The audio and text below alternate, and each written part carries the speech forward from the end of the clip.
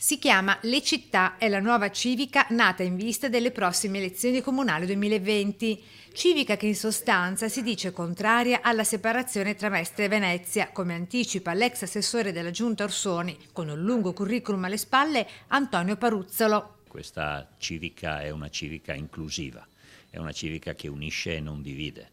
È una civica che cerca di lavorare sulla complessità mettendola assieme e gestendola piuttosto che cercare soluzioni facili che sembrano di primo acchito essere la soluzione del problema, ma probabilmente creano un problema più grande. Ed è lui il creatore della nuova civica, il moderato Roberto Pancera, anche lui ex assessore della Giunta Orsoni, nello specifico con delega al turismo.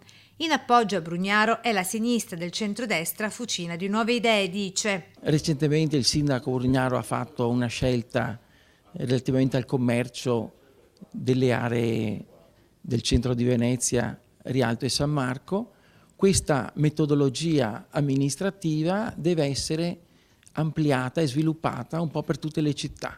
Le nostre città sono diverse, hanno bisogno di ricette amministrative diverse, ma questo deve essere la vera sfida, tenere unita questa grande e straordinaria città di Venezia e tutte le altre città che compongono il comune di Venezia, tenerle unite in un unico progetto amministrativo. Nella civica, presentata alla stampa nelle scorse ore, anche il commercialista veneziano Federico Lisiola e un'imprenditrice, la vicepresidente dell'Associazione Veneziana Albergatori.